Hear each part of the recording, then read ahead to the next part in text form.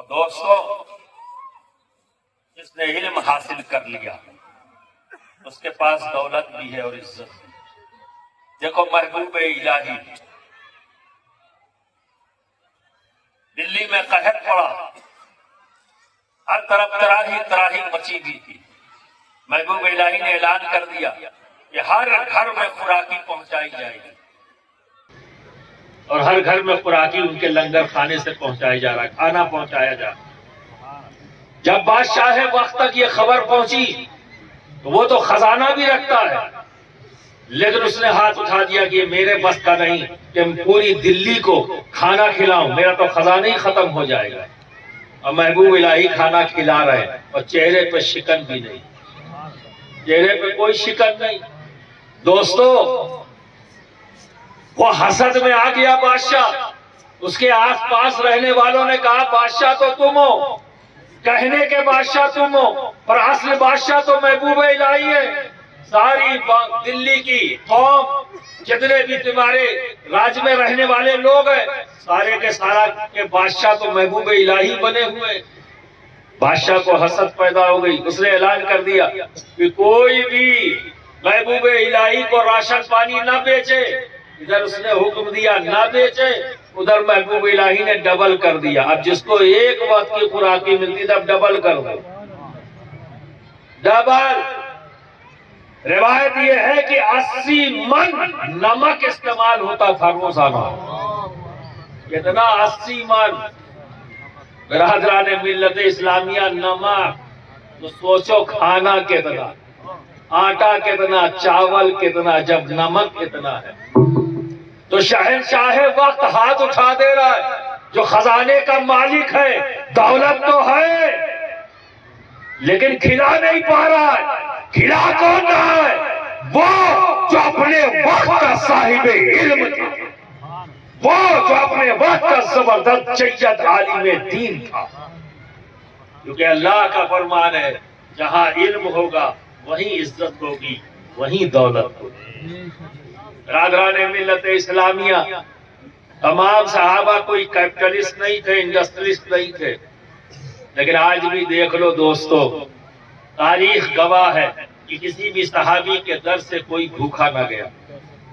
اور بات جہاں تک عزت کی ہے تو جہاں بھی مسلمان ہے، اگر اسے یہ کہہ دیا جائے، ایک نام لیا جائے اور یہ ساتھ میں کہہ دیا یہ صحابی رسول ہے، تو عزت کرنا شروع کر دیتے ہے نا۔ نہ ہم نے دیکھا انہیں، نہ ان کا زمانہ پایا، اور زمانہ تو 14 صدیاں بیچ میں حائل ہو گئی، لیکن ذرا دیکھو تو صحیح، نبی کی صحبت، نبی کی معیت اختیار کر کے جو علم حاصل کیا، اس علم کی برکت سے رب تبارک و تعالیٰ نے انہیں کتنی عزت بخشی کہ صبح قیامت تک ہر صحابی کا جب نام لیا جائے گا تو عزت سے لیا جائے گا۔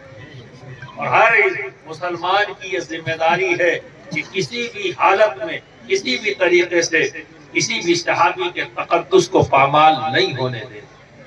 یہ ہم سب کی ذمہ داری ہے دوستو۔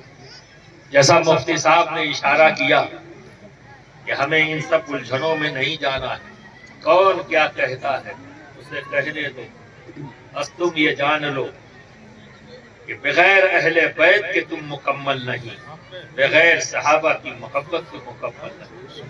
مکمل تو تبھی ہوتا ہے، دیکھو دوست، جب دو آنکھ کی بات ہو گئی، ایک آنکھ صحابی رسول ہیں اور ایک آنکھ اہل بیت اطہار ہیں۔ اب اگر کسی کے پاس ایک آنکھ ہو تو کیا کہلائے گا؟ کانا ہے نا، کانا ہی تو ہوگا، اور جو کانا ہوگا وہ عیب والا ہوگا کہ بے عیب ہوگا؟ ہے نا۔ تو کیوں عیب والا بننا؟ کیوں عیب والا بننا؟ اخیارے بنو، عیب والے مت بنو۔ اور سنو، ایک طرف سے یہاں سے بھی اخیارہ بننا ہے، اور دوسرا اخیارہ آپ کو اس طرح سے بننا ہے کہ میرے پردادا سلطان الوائزی مولانا احمد اشرف علی رحمہ نے فرمایا کہ عشق اور علم، چونکہ مدرسے کا ہے تو علمی گفتگو بھی ہونی چاہیے، عشق اور علم دونوں لکھے جاتے ہیں عین سے۔ عشق کا بھی پہلا الفابیٹ کیا ہے؟ عین۔ اور علم کا بھی پہلا الفابیٹ کیا ہے؟ عین. اور عین کے معنی ہے آنکھ. عین کے معنی ہے آنکھ. تو عشق بھی آنکھ، عشق کا عین اس سے مراد بھی آنکھ، علم کا عین اس سے بھی مراد آنکھ. اگر کسی کے پاس علم ہے اور عشق نہیں تو وہ بھی کانا ہے، وہ بھی کانا ہے. اور عشق ہے اور علم نہیں تو وہ بھی کانا ہے. سمجھ گئے؟ اکثر لوگ دھوکہ دیتے، ایسے ایسے ایسے کر کے پان وان گرا لیں گے، کہیں گے بابا ہے. اب کیا شو کر رہے ہیں؟ ہم عشق والے ہیں. آپ سمجھ رہے ہیں؟ تو وہ عشق والے نہیں، کانے ہیں.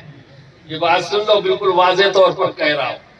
اگر علم نہیں ہے تو عشق کا دعویٰ کرنے والا، معلوم ہے صوفیہ کے نزدیک وہ زندیق ہے.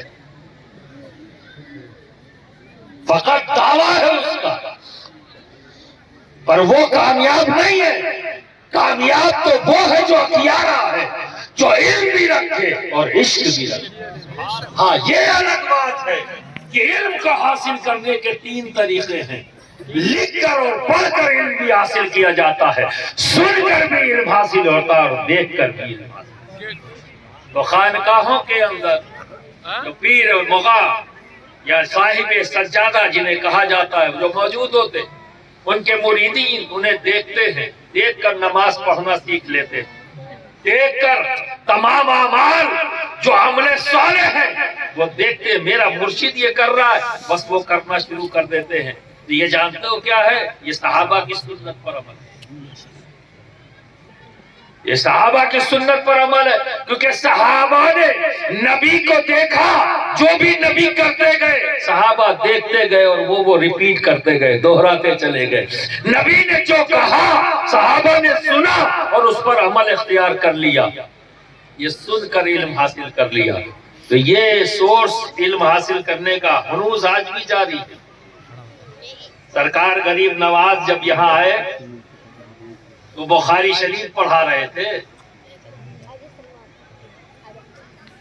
جب سرکار غریب نواز آئے تو قرآن شریف پڑھا رہے تھے.